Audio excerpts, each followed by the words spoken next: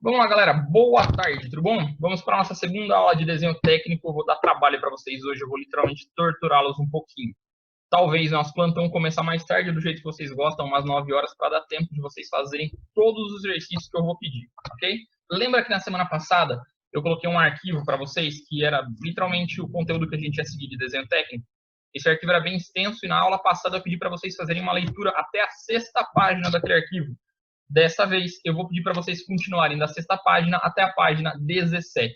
É bastante coisa, são quase 11 páginas para vocês lerem. Dentro dessas 11 páginas tem vários exercícios.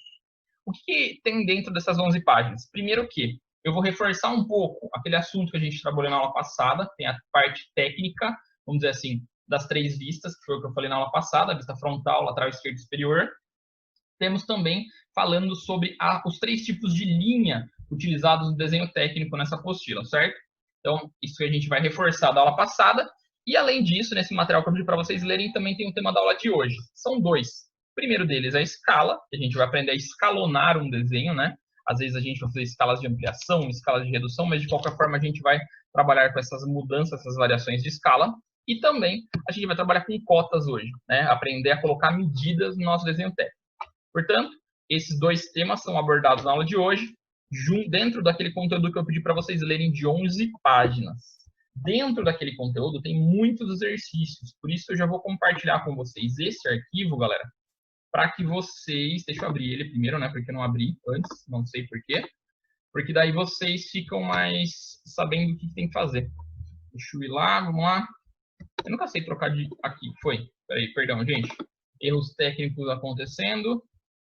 Vamos compartilhar com vocês o arquivo.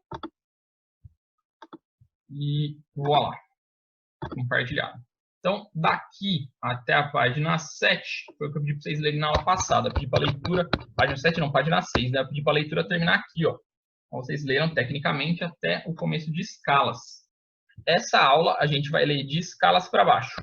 Aqui tem uma explicaçãozinha do que é escalas, eu vou falar daqui a pouco durante o vídeo, né? Como que a gente faz para calcular. É isso que a gente chega nessa tabela. Esta tabela que eu vos mostro, gente, é o nosso primeiro exercício da aula de hoje. Essa tabela, se vocês repararem bem, ó, cada vez que eu apareço com uma linha nova dessa tabela, essa linha tem que ter 3 informações: dimensão da peça, escala e dimensão do desenho. E na tabela toda está faltando uma boa parte dessas informações. Eu vou ensinar vocês no decorrer da aula como se calcula escala e como se completa essas informações. Então, o primeiro exercício que a gente vai ter na aula de hoje é completar essa tabela que está faltando informações. Daqui a pouco eu explico como é que a gente vai fazer isso. Lembrando, se você quiser fazer isso no seu arquivo Word, você pode. Se você quiser imprimir a apostila de desenho técnico e fazer isso fisicamente, depois de mandar foto, pode também, do jeito que você se sentir mais confortável. Só que eu preciso que você faça, que você treine, porque desenho técnico, galera, do mesmo jeito que vocês viram na aula passada que a gente ficou treinando fazer desenho, é treino. Desenho técnico é aquilo, a gente tem que praticar, senão não dá certo. Depois que a gente terminar esse exercício, vem para uma partezinha mais teórica sobre o assunto da semana passada, que vai falar sobre as maneiras de observar uma peça, né, sobre os diedros de observação. Depois que a gente terminar isso, a gente vai falar sobre os 3 tipos de vista, né, que a gente comentou na aula passada. Na verdade, eu vou falar sobre os 6 que existem, eu só falei sobre 3 na aula passada, eu falei dos 3 principais, mas existem 6. Aí na apostila está falando sobre os que eu não falei na aula passada, mas não vou cobrar sobre eles, eu só cobro os 3 principais. E, gente, eu acho, até para mim, às vezes, eu acho que eu falo muito rápido. Então, qualquer coisa, você para o vídeo e volta um pedacinho. Então, depois que você lê essa explicaçãozinha, lá na página, deixa eu ver que página que é essa, lá na página 9, temos o nosso primeiro exercício, ok? O que a gente vai fazer nesse exercício? Eu tenho um objeto em 3D e as 3 vistas abertas do mesmo objeto do lado.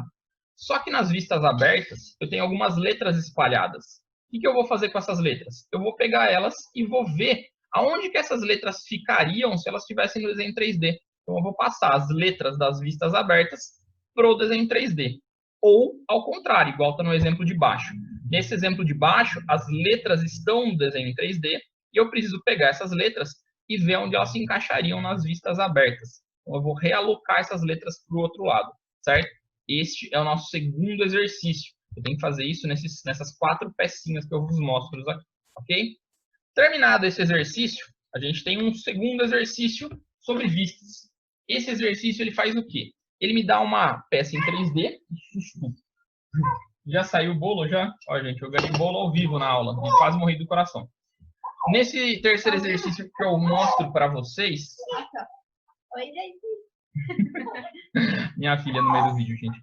Nesse terceiro exercício que eu tô mostrando para vocês, galera, vocês vão... Até perdi o foco agora. Vocês vão ver que tem alguns desenhos de vistas abertas do lado. Esses desenhos, eles não estão posicionados em ordem, do jeito que eu falei para vocês fazerem na aula passada, porque tá? Essas vistas estão embaralhadas. Então, você tem que olhar a peça em 3D, ver cada uma das vistas, ver o que representaria a vista frontal, o que representaria a vista lateral esquerda e o que representaria a vista superior, comparar com esses desenhos, ver qual delas é compatível com a sua visão daquela vista e anotar o nome embaixo. Então, vamos supor, fazendo a primeira. Se eu olhasse para a peça, pensasse na minha vista frontal, eu veria na primeira peça um retângulo reto e um L, ok? Então, aonde que eu vejo um retângulo reto e um L? Nessa segunda vista aqui, ó. Então, eu chego aqui embaixo e escrevo aqui embaixo, vista frontal, certo? Faço isso com a frontal, depois eu acho a superior e a lateral esquerda. Obviamente, um desses desenhos vai ficar sem nome, você não precisa colocar, porque eu não expliquei as outras vistas para vocês, então um delas fica em branco, tá? Na de baixo, a mesma coisa. Observa o desenho em 3D e vou nomeando as vistas aqui do lado, certo? Terminamos aqui, vamos para mais uma leitura. A gente vai fazer uma leitura dos tipos de linha. De novo, é para reforçar o assunto da aula passada, né? Vai falar sobre os 3 tipos de linha que eu pedi para vocês anotarem um pouquinho. E a utilização de cada um deles vai dar alguns exemplos mais pontuais de como é que eles aparecem no desenho, ok? Terminado de fazer essa leitura, vamos para mais um exercício, que é nosso 4º exercício de hoje, ok? Por isso que eu falei que tem bastante coisa. Aqui a gente vai ter uma peça em 3D e do lado 3 vistas abertas, né? As 3 vistas abertas dessa peça. Mas se você reparar bem, essas 3 vistas abertas, elas não estão completas. Eu só tenho o contorno delas. O cachorro resolveu me latir bem agora, vou até me matar aqui. Aí, o que eu vou fazer, galera? Deixa eu copiar essa imagem aqui, ó, jogar no nosso programinha favorito, ou melhor, no meu programa favorito, que é o Paint. E eu vou compartilhar com vocês para mostrar como é feito a resolução disso, ok? Então, vamos lá. Eis o nosso arquivo. Vou esperar a boa vontade do cachorro parar de latir agora, né? Bom, finalmente, eis que estamos. Se eu fechar ele vai ficar escuro, não adianta. Então vamos lá. Pararam, graças a Deus. Esse exemplo aqui, galera. Eu sei que a minha vista frontal da peça, que seria essa primeira vista aqui, que está representada com quadrado, ela não é tão simples assim. Por quê? Olhando a peça de frente, eu vejo 2 níveis nessa peça. Vejo esse rebaixo, a parte de baixo, e vejo a parte um pouco mais saltada para cima. Então eu preciso separar esses 2 rebaixos utilizando uma linha contínua que representa a quina de baixo, né, desse degrau aqui. Eu tenho como tomar de referência a minha vista lateral esquerda, porque ela mostra perfeitamente esse L acontecendo. Então, eu sei que o meu rebaixo ele vai acontecer mais ou menos nessa pernada aqui, nessa quina do L. Então, eu vou ajustar, né, uma linha na outra vista, na mesma direção que passa por essa daqui. Vou ali e marco uma linha contínua. Por que uma linha contínua, galera? Só para lembrar. Porque eu estou vendo aquilo, ok? Eu estou vendo aquela saliência. Ela é visível para mim, por isso que eu represento uma linha contínua. Então, a minha vista frontal, na verdade, deveria ser assim, ó. Um retângulo pequenininho em cima e um retângulo maior embaixo, para representar o degrau de cima e a parte de baixo. Feito isso, galera, eu matei tudo que eu precisava fazer na minha vista frontal. Ela tá ok, certo? Maravilhosamente bem. O que eu vou agora? Para a próxima. Vou para a lateral esquerda. A lateral esquerda, galera, se eu olhar na peça, ó, a peça está me representando um L de ponta cabeça. Exatamente da forma que está mostrado aqui. Ou seja, nessa vista em especial, eu não preciso fazer nada. Ela já está pronta. Mas eu só consigo perceber isso se eu analisar a peça em 3D. Então, como ela já está pronta, vou marcar um Vzinho aqui também e não vou fazer nada nela. Ela está ok. A última que me falta agora conferir é a minha vista superior. Olhando para a peça, eu sei que realmente a vista superior é um quadrado, né? Então, ela está representada de certa forma da maneira correta. Porém, eu também sei que no desenho técnico, quando tem rebaixos, né, quando tem partes que estão faltando um pedaço e eu não vejo diretamente olhando a superfície, eu preciso representar ela com uma linha que é a linha tracejada. Ou seja, nessa vista eu preciso fazer uma representação deste pedação que está faltando aqui embaixo com linha tracejada.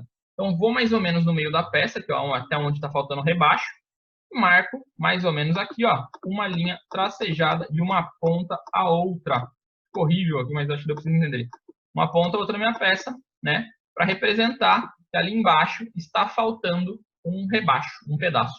Então essa aqui ficou com uma linha tracejada horizontal, ficou meio torta, me perdoem.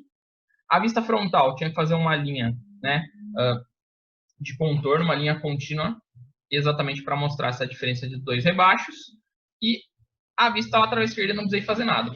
Com isso, as três vistas ficaram ok. Esse exercício acabou. Eu vou de baixo. São 4 peças, se eu não me engano, para a gente fazer esse ajuste. Deixa eu compartilhar de novo, galera, o arquivo. E vamos lá. O mosquitinho me enchendo o saco. Tudo está acontecendo hoje para atrapalhar minha aula, é incrível. Então, ó, primeira peça, segunda peça, terceira e quarta peça. Na verdade, tem a quinta. São 5 peças para a gente fazer isso.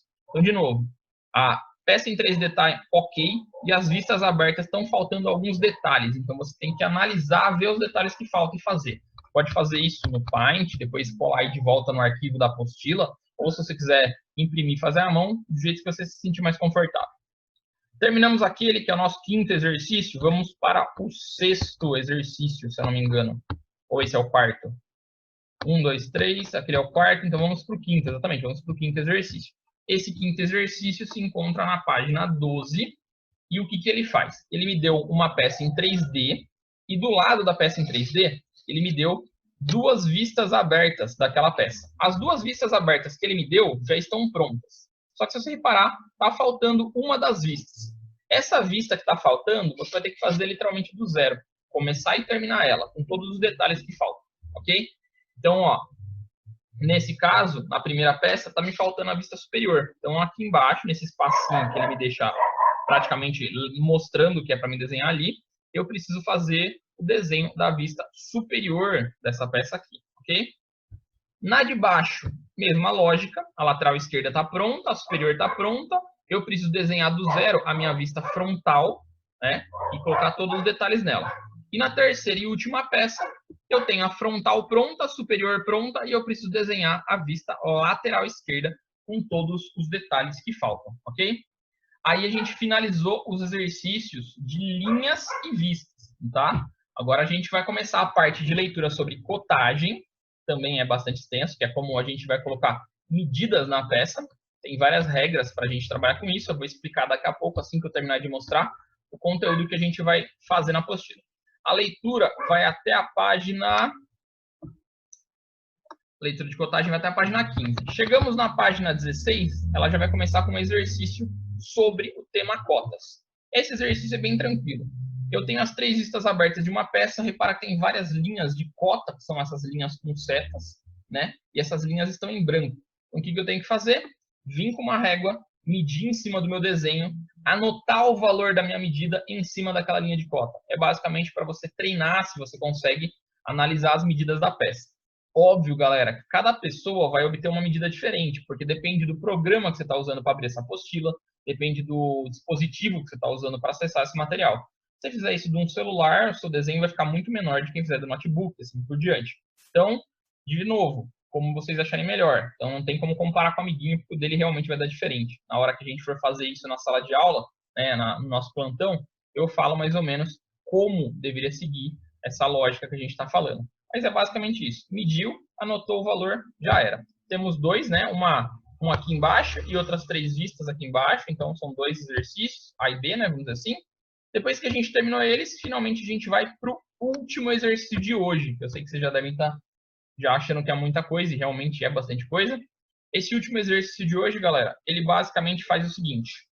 Ele me dá uma peça em 3D com todas as medidas, e eu tenho que pegar as medidas que já estão prontas aqui e encaixar elas nos seus respectivos lugares nas 3 vistas abertas, ok? Então, todas essas medidas vêm para as 3 vistas abertas. Terminei de fazer essa passagem das medidas, eu vou para o exercício de baixo, segue a mesma lógica. Pego todas as medidas aqui, vejo onde elas encaixam e anotam elas do outro lado, ok? Terminado isso, galera, finalizamos o que a gente tinha que fazer na aula de hoje. E o plantão, né, vai ser só para reforçar qualquer coisa que eu tenha esquecido de explicar e eu vou corrigir todos esses exercícios que vocês fizeram junto comigo. Por isso que eu estou pensando em começar o plantão umas 9 horas da noite, porque semana passada vocês já acharam ruim que comecei às 8, que tinha pouca lição, então hoje que tem bastante lição, vocês vão querer me matar se começar às 8. Então vamos começar o plantão às 9, aí 9 horas eu começo a resolução com vocês, tá? Essa parte que eu deixei aí, ó, de perspectiva isométrica, não leia, porque isso é tema da nossa próxima aula. Beleza, galera? Então, de material para vocês lerem, aí, o quiz é importante, o quiz do nosso sistema? É meio relativo, né, galera? Eu não vou poder dizer para vocês que é importante ou não é importante, porque conta a presença, e isso ajuda bastante, né? Mas para nota, não. Então, assim, galera, façam, mas não precisa estar aquele desespero todo de acertar, não, tá? Eu vou colocar perguntas tranquilinhas, mas eu acho que a parte mais importante do exercício, sem dúvida, está no material que eu mostrei para vocês. Então, se esforcem em fazer os exercícios do material, tá? Então, vamos lá, galera. Conteúdo de hoje. Começar finalmente, que eu já enrolei bastante para começar. A gente vai falar sobre escalas para começar. Escalas é uma maneira de ajustar as medidas de um desenho para que esse desenho consiga ser feito, ser desenhado, ser projetado, né, num papel ou num software. Então, imagine o seguinte, galera. Na hora que eu vou fazer a planta de uma casa, o arquiteto fez todas as medidas, bolou a dimensão, bolou o posicionamento dos cômodos, bolou tudo, certo? Ele já fez o desenho perfeito. Ele vai conseguir representar esse desenho no tamanho real numa folha de sulfite para mostrar para o cliente dele? Não. O cara não vai conseguir passar essa ideia.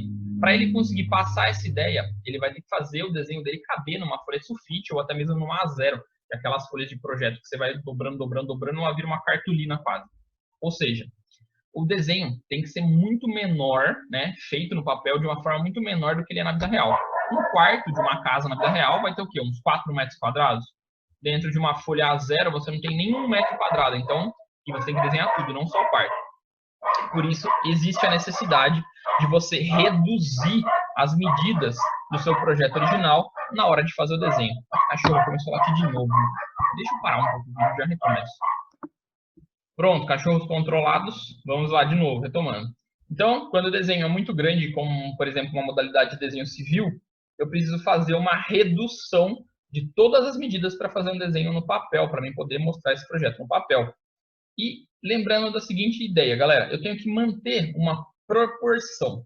Por quê? Se eu reduzir um quarto em 100 vezes para mim poder desenhar ele no papel, e depois, na hora de desenhar a sala da minha casa, eu reduzir ela apenas 50 vezes, vocês concordam comigo que a proporção vai ficar estranha? Na hora que a pessoa for visualizar o projeto, ela vai ter uma ideia da dimensão, sendo que, na verdade, aquela dimensão que ela teve a ideia está errada. O projeto vai passar uma ideia falsa para ela. Então, assim, sempre que eu decidir reduzir algum objeto para poder desenhar ele, todas as medidas desse objeto precisam ser reduzidas na mesma proporção. Elas precisam seguir uma determinada escala. Daí surge ter uma escala de desenho técnico, tá? Então, é muito comum que alguns projetos precisem ser diminuídos, e quando acontecer isso, a gente fala que a gente vai usar uma escala de redução. E também existe o oposto, né? Para quando eu vou desenvolver, por exemplo, alguma peça, algum componente eletrônico de um celular, por exemplo, uma placa-mãe, algum conector, o que acontece? Esse desenho, na vida real, ele vai ser muito pequeno. E se eu desenhar ele do mesmo tamanho que ele é na vida real, numa folha de sulfite, e der para um, sei lá, um engenheiro, falar assim, ó, quero bolar um negócio desse aí. Ele vai falar, ó, o desenho está muito pequeno, está muito difícil de eu conseguir enxergar as informações. Então, nesse caso, tem outro extremo, que eu preciso ampliar o meu projeto na hora de mostrar ele para outra pessoa, para que a outra pessoa consiga ver, né, o que eu queria mostrar.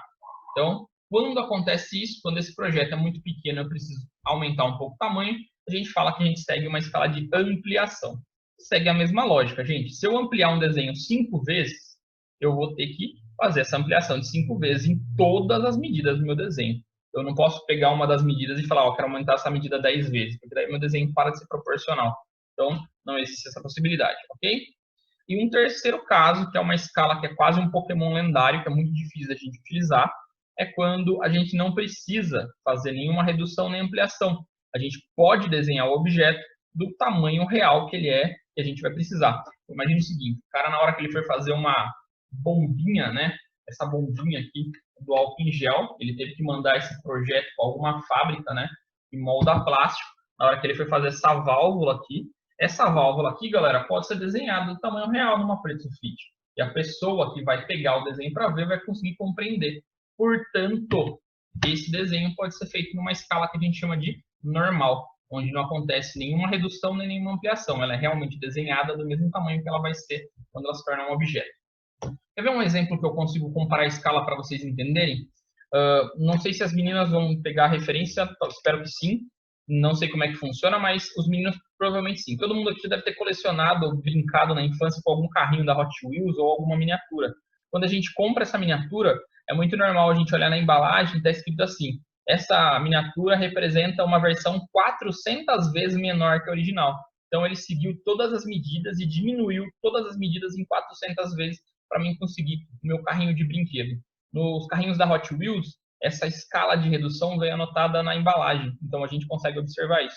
Então tá vendo o desenho técnico da minha cultura, gente, pra você brincar com seus filhos, ok?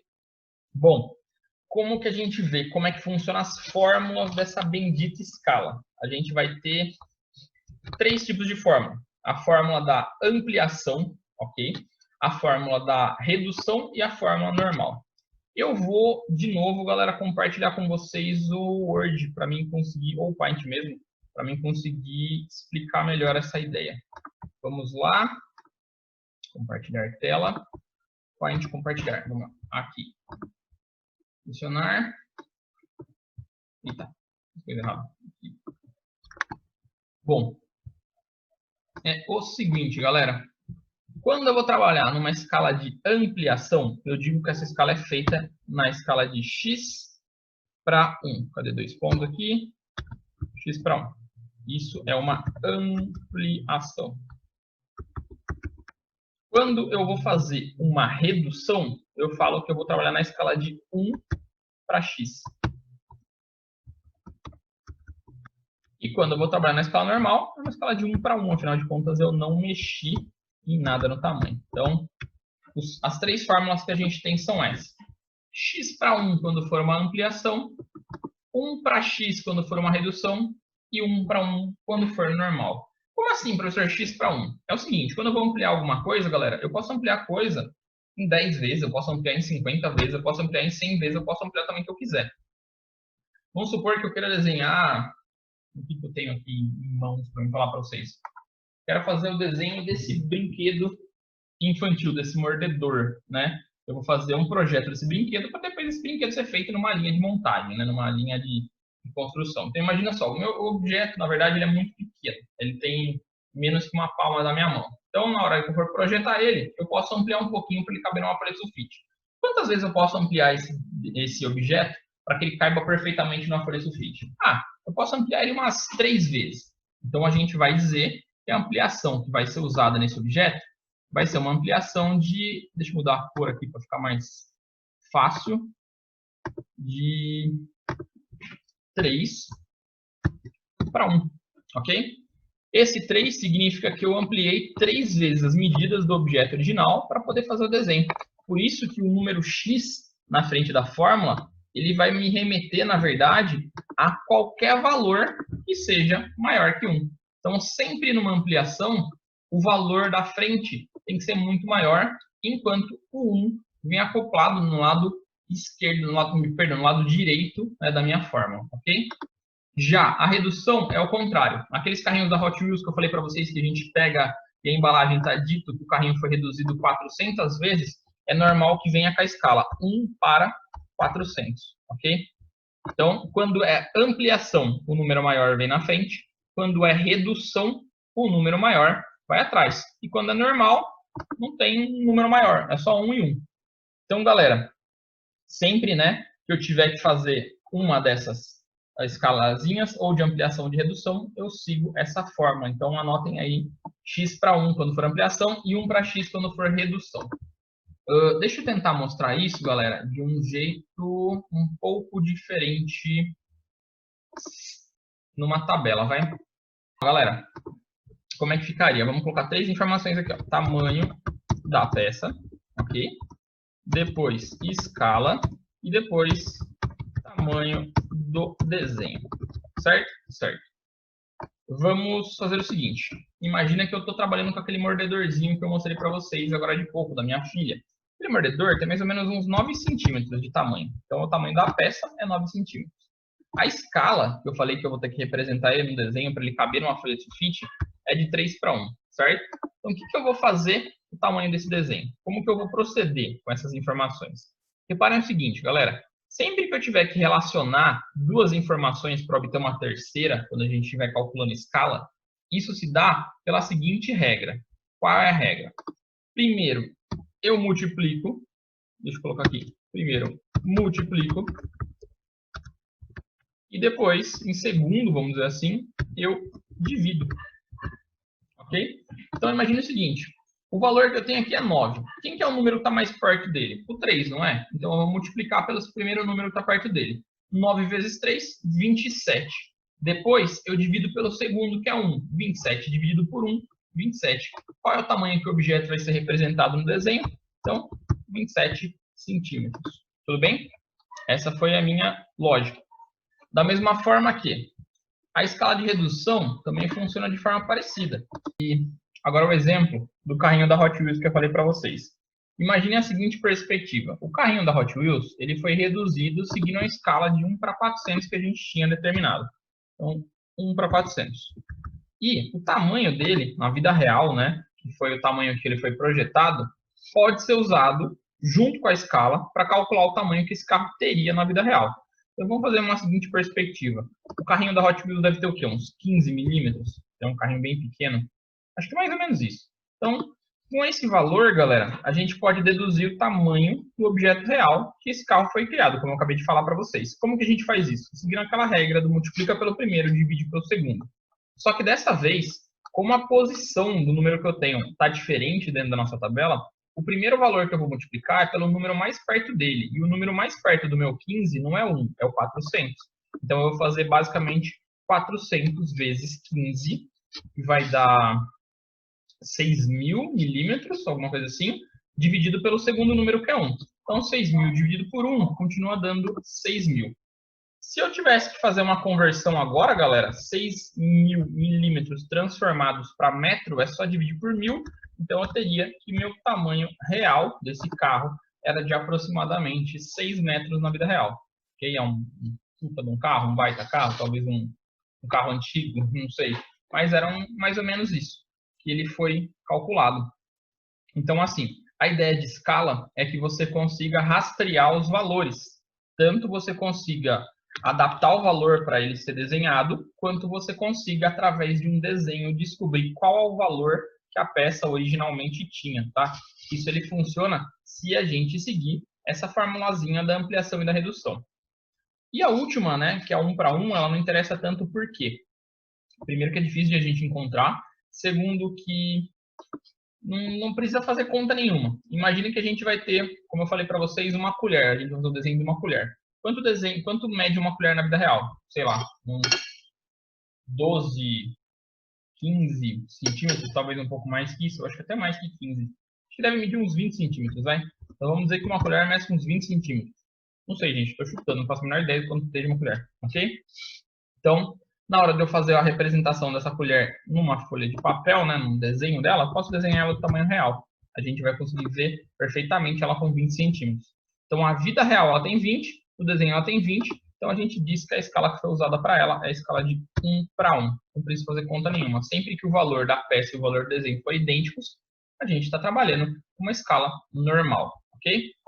Aí você vai falar, professor, mas deve ter algum outro extremo. Por exemplo, imagine que eu tenho o valor da minha peça na vida real, e eu vou dizer um valor qualquer aqui, pode ser, sei lá, 500. Pode ser vamos pensar que é um edifício, se bem que até porque um edifício é grande, então 500 centímetros, né? E vamos dizer que o tamanho do desenho foi de 25 centímetros, ok? Então eu sei que meu objeto real tinha um tamanho de 500 centímetros, e meu desenho foi feito com 25. Dá para mim determinar a escala através desses dois valores? Sim. Primeira coisa que eu preciso determinar. Isso que aconteceu foi uma ampliação ou foi uma redução? Como que eu vejo isso? Comparando os dois valores que eu tenho. Como a minha peça é um valor maior do que a do meu desenho, então eu sei que para mim desenhar eu tive que diminuir. Então a escala que eu usei foi a redução. Quando eu uso a redução, galera, eu sei que o número 1 ele é fixo do lado esquerdo. E do lado direito vai um número qualquer, que é o meu x. Como que eu faço para me descobrir esse número qualquer, que é meu x? Eu pego o valor maior que eu tenho, que no caso meu aqui é da peça, e divido pelo valor menor, que no meu caso é o desenho. Então, 500 dividido por 25, galera, vai me dar 20, se eu não me engano. 20. Então, portanto, a escala foi realizada entre uma peça de 500 centímetros para um desenho de 25 centímetros, a escala de 1 para 20. Foi uma redução de 1 para 20. Ah, professor, e se fosse uma ampliação, a gente também conseguiria fazer esse rastreio? Também conseguiria. Vamos fazer o seguinte. Imaginem uma peça de, sei lá, 8 centímetros, bem pequena, para mim fazer um desenho maior numa folha de sulfite. Uma folha de sulfite tem 32 centímetros, então eu posso ampliar a peça umas, sei lá, até uns 24, vai? 24 não, não dá. 24, tem que ser 24, não tem outro número múltiplo de 8 que caiba aqui. Então, ó, minha peça na vida real tem 8, meu desenho foi feito com 24, qual foi a escala que eu utilizei para ela? Primeiro, como o desenho é maior que a peça, foi uma ampliação. Na ampliação, né, o número maior vem na frente, então meu x vem na frente, e o número 1 obrigatoriamente vem do lado direito. Qual que é o meu número x agora? Pego o valor maior, nesse caso é o valor do desenho, que é 24, e divido pelo valor menor, que nesse caso é o da peça, que é 8. 24 dividido por 8 vai dar 3. Portanto, a escala que seria realizada entre uma peça de 8 centímetros para um desenho de 24 é uma escala de 3 para 1, ok? Portanto, com apenas duas informações, eu consigo uma terceira. Se eu tenho o tamanho da peça e a escala, eu consigo obter o tamanho do desenho. Se eu tenho o tamanho do desenho e a escala, eu consigo obter o tamanho da peça. E se eu tenho o tamanho da peça e o tamanho do desenho, eu também consigo obter a escala. Então, galera, isso é o que eu vou pedir para vocês fazerem no nosso primeiro exercício que eu tinha falado lá da apostila. Lembra que aquela tabelinha da apostila estava faltando informação? Vai ter uma tabelinha exatamente igual a que eu fiz aqui, ó. Um lado vai ter a coluna tamanho da peça, no meio vai ter a coluna escala, do outro lado vai ter tamanho do desenho. Sempre tem que ter 3 informações. Só que vocês vão ver, naquele exercício da apostila sempre vai ter 2. Vai faltar uma terceira. Então, a intenção é que você calcule a terceira em cima das regras que eu falei agora. Lembrando que eu tenho que primeiro multiplicar e depois dividir, ok? Vou colocar até um quadrado colorido aqui para você não esquecer disso, isso aqui é uma regrinha muito importante. Então, essas são as regras. Multiplico pelo primeiro mais perto dele e divido pelo segundo. E quando eu estou procurando do meio, eu tenho que analisar se é ampliação ou redução, ver a posição do número 1, e depois pego o valor maior, divido pelo valor menor e encontro o x, né, que é um número diferente de 1 que eu tinha que colocar na minha escala. Tudo bem? Isso é o assunto escala. De novo, galera, eu sei que é um assunto chato e que precisava ser feito numa aula presencial, mas espero que vocês tenham entendido. Qualquer dúvida, vocês tiram comigo daqui a pouco no plantão, tá? Beleza? Visto isso, vamos para o nosso próximo bate-assunto de hoje. Bom, como eu vos falava agora de pouco, galera, eu vou para o segundo assunto. E o nosso segundo assunto de hoje será cotas, ok? Esse assunto, galera, ele basicamente me remete à necessidade de colocar valores de medidas para o meu desenho, para que eu consiga reproduzir esse desenho da forma mais perfeita e que ele fique padronizado, ok? Por isso, todas as linhas do meu desenho, né, todas as extremidades do meu desenho, precisam ser medidas e essas medidas precisam ser expostas para a pessoa que vai ler o desenho técnico, ok? Como que ela é exposta? Através das cotas, ok? As cotas, elas são feitas por um segmento de algumas linhas. Quais linhas que a gente tem? A gente tem o que a gente chama de linha de chamada, que é para mostrar quais extremidades, deixa eu colocar essa linha um pouco mais grossa para ficar mais fácil de enxergar, quais as extremidades do desenho eu estou medindo. Essa linha, galera, tem como observação que ela não pode nem deve tocar o meu desenho técnico. Para que a pessoa que observe essa linha consiga ter o discernimento que essa linha é só para basear a pessoa que está olhando a entender de onde que essa medida começou e até onde que ela vai. Então, as linhas de cota, né, as linhas auxiliares de chamada, elas ficam nas extremidades de onde eu quero medir. Para unir essas duas linhas, aí sim eu vou usar uma linha propriamente chamada de linha de cota. Então, é uma linha que conecta as duas linhas de chamada. Nas duas extremidades dessa linha, eu preciso fazer uma pontinha de seta, ok? Para tornar isso o mais parecido com uma seta possível. No Word não, no Paint aqui, gente, vai ser impossível para mim fazer isso uma seta. Eu espero que vocês compreendam. Se vocês viram ou forem ver o material da apostila, vocês vão perceber que existem regras muito chatas e rigorosas com o jeito de você fazer essa bendita da seta que eu estou tentando fazer aqui para vocês.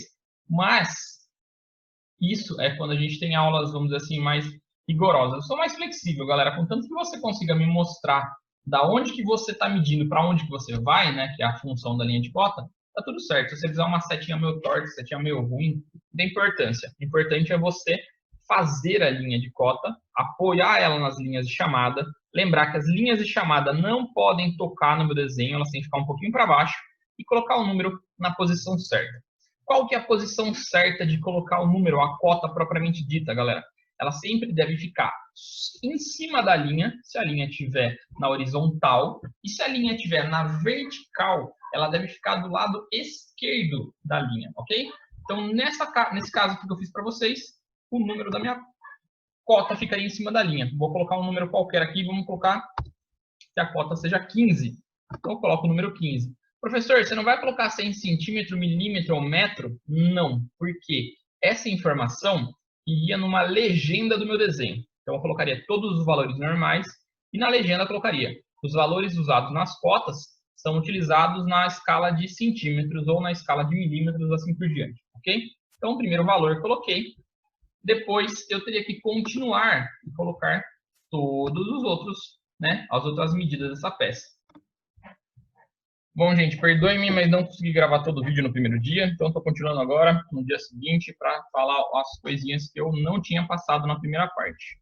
Como eu estava comentando com vocês, a gente vai precisar colocar cotas em toda a peça agora, então todas as extremidades da peça a gente vai precisar colocar as nossas medidas. Em alguns lugares, essa medida vai acabar ficando bem subjetiva, gente. Por exemplo, a gente colocou a primeira das nossas cotas mostrando qual o comprimento desse rebaixo, e a gente viu que o comprimento dele era de 15, né? Eu comentei que eu ia usar a unidade de centímetros, então vamos usar centímetros ainda. Na hora que eu for fazer a medida do comprimento da parte maior aqui de cima, eu posso, né, me basear no valor que eu coloquei embaixo para saber qual que é a distância do rebaixo. Como assim, professor? Vamos fazer na prática e a gente vê. Vou colocar uma linha de chamada aqui, lembrando que as linhas de chamadas não podem encostar na peça. Vou colocar outra aqui na frente e vou colocar uma linha de cota ligando as duas, certo? Vamos aqui. Isso aí.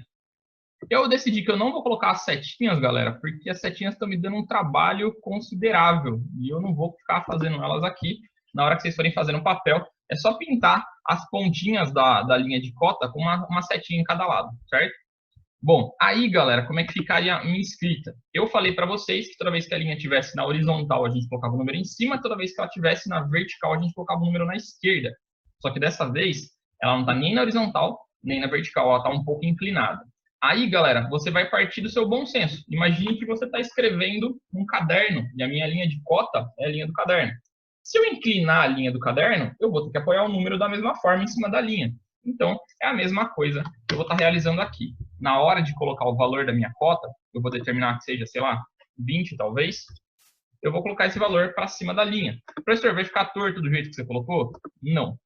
É que eu tenho que tentar ajustar uma ferramenta própria para me fazer isso. Coisa que eu não sei se é possível. Vamos ver. Virar para a direita, 20, não, ficou horrível. Bom, de qualquer forma, como é que eu faço para selecionar isso e conseguir girar isso? Eu acho que aqui não vai ser muito legal para mim tentar, não. Tá, então vamos tentar uma coisa diferente, galera. Vou fazer uma arte abstrata aqui, ó. Eu vou escrever o 20 com a caneta normal. Ficaria mais ou menos assim. Outra curiosidade, né, é que o valor da minha cota, ele não deve jamais tocar a linha da cota. O número tem que ficar um pouco acima. A perninha do meu 2 acabou encostando, mas isso não pode acontecer. Tem que deixar o número elevado, igual a gente deixou o 15 aqui, ó. Ele fica sobre a linha, não encostado na linha, ok? Então, a representação dessa cota seria isso. Com essa informação de 20 sendo o comprimento todo, eu consigo definir que esse rebaixo da frente, ele só tem um comprimento de 5 centímetros. Professor, como é que você fez isso? Eu sei que o rebaixo anterior tinha 15 e o comprimento total é 20. 20 menos 15 sobra 5. Então, essa ponta aqui, né, a ponta do meu L de ponto invertido, fica com 5 centímetros. Perfeito? Outra curiosidade. Toda vez que eu estiver inserindo cotas no meu desenho técnico, eu devo evitar colocar as cotas dentro do desenho. Às vezes é inevitável, mas na maioria das vezes que eu puder, eu jogo elas para fora. Então, eu tenho que evitar fazer esse tipo de coisa aqui, galera, que eu vou mostrar para vocês. Ó. Colocar uma linha dentro do desenho e apoiar a cota em cima. Pode fazer isso? Pode, em algumas ocasiões. Mas sempre que eu conseguir manter a cota do lado de fora, é melhor. Então, como seria a representação correta que eu deveria fazer? Eu deveria puxar, né, as linhas de chamada do lado de fora aqui. Puxei uma aqui, puxei a outra. Lembrando que a linha de chamada nunca toca o desenho. Conecto as minhas duas linhas de chamada com a própria linha de cota, certo? Ficou meio torto, mas eu acho que deu para vocês entenderem. E em cima dessa linha de cota, eu anoto o valor da medida daquela extremidade da peça que eu estava medindo, certo? Então, as cotas ficariam assim. Então, eu evito pôr cotas do lado de dentro. Só quando é muito difícil, quando não cabe mais nada, que o desenho está muito poluído, eu ponho do lado de fora, ok? Segundo exemplo que eu vou dar para vocês, galera. Vou começar de uma peça totalmente nova. Deixa eu arrancar essa daqui. E vamos lá. Vou fazer uma peça um pouco mais, como eu posso dizer, mais já pronta, já para mim não ter tanto trabalho. Pensei nisso ontem. Agora que eu fiz isso, é só vir apagar a borracha aqui e temos esta pecita maravilhosita aqui. Beleza. Fizemos isso, galera? Então, imagina só, parece uma peça de Tetris, né, daquele jogo infantil, e eu tenho que representar essa peça colocando as cotas de medidas dela. Coisas que eu posso fazer.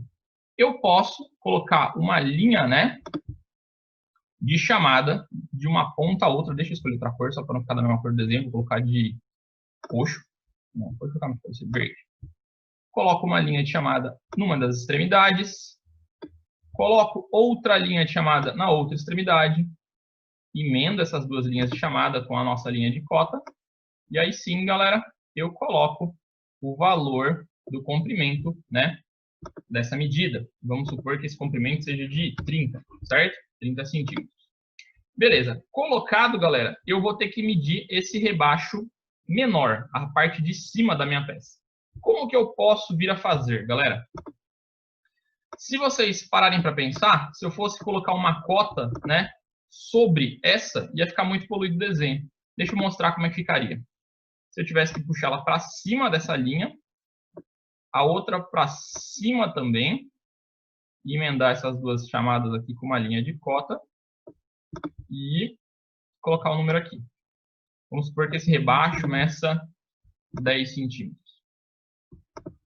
Se eu fizesse a representação assim, vocês concordam comigo que ia ficar muita informação, ia ficar uma linha cruzando com outra, e isso ia poluir um pouco o meu desenho? Sim? Então, essa maneira de representar estaria errada. Eu teria que fazer uma representação totalmente diferente para colocar essas duas medidas. Ou eu poderia colocar uma das medidas no lado de baixo, que não tem problema nenhum, ou eu deveria fazer de uma forma onde as minhas linhas não se cruzem. Da seguinte forma. Deixa eu jogar a peça aqui para baixo. E ficaria mais ou menos assim. Primeiro eu teria que fazer a cota menor, para ela ficar do lado de dentro, né, no caso da maior. Isso é ruim. É ruim ter que fazer ao vivo, gente. Vocês vão ver que a aula vai ficar meio gigante. Eu acho que já deve ter uns 40, 50 minutos de aula. Não me matem por isso. Acontece nas melhores famílias. Estou tentando, de verdade, ensinar desenho técnico para vocês no EAD, né? Como eu falei para vocês na primeira vez, é realmente uma aventura nunca feita antes. Então, ó, a maneira correta para mim representar seria assim. Por que seria assim a maneira correta? Porque não tem nenhuma linha sobreposta, não tem nenhuma linha passando por cima de outra. Então, eu conseguiria colocar os valores, e os valores não se tocariam, ficariam longe, e a pessoa conseguiria fazer a leitura de uma forma menos poluída. Então, sempre que a gente for colocar cotas, a gente tem que tomar cuidado para que as cotas não sobressaiam umas às outras, tá, gente? Bom, galera, retomando então, né? As 3 regrinhas de cota, elas partem do seguinte pressuposto, galera. Tenho sempre que manter a cota acompanhando a linha. Então, se a linha estiver vertical, eu coloco o número na esquerda. Se a linha estiver horizontal, eu coloco o número acima. E quando é o desenho 3D, eu tenho que seguir a lógica de acompanhar ele no sentido da linha. Preferencialmente, colocar as cotas pelo lado de fora do desenho, porque quando a gente coloca elas do lado de dentro, elas podem ser confundidas com algum detalhe da minha peça, e isso não é uma coisa que a gente quer, porque afinal de contas, se a gente passar essa ideia, o projeto que vai ser feito através daquela peça vai ser um projeto errado. Então, sempre do lado de fora, e sempre o número da cota deve manter o sentido da linha, é muito importante. Na apostila tem um círculozinho mostrando as direções diferentes e mostrando, dependendo da angulação, aonde que você posiciona o número. Mas lembrando que é igual seguir a linha de um caderno. Se você inclina o caderno, a sua letra vai ter que inclinar junto com a linha do caderno. Então, essas são as 3 regrinhas básicas da cota, ok? Bom, galera, tem 2 exercícios na apostila sobre cotagem, né? Que é aquele que eu falei para vocês, que vocês têm que medir de uma ponta a outra da linha de cota com uma régua e anotar o valor em cima. E a segunda é pegar os valores da cota que estão prontos na peça em 3D e passar ele para as 3 vistas abertas, que é bem parecido com um exercício que a gente fez antes de identificação de vista. Bom, galera, desculpa pela aula cansativa, foi uma aula de 40 e poucos minutos, mas eu tinha que passar toda essa parte para vocês. Então, até daqui a pouco no plantão, galera.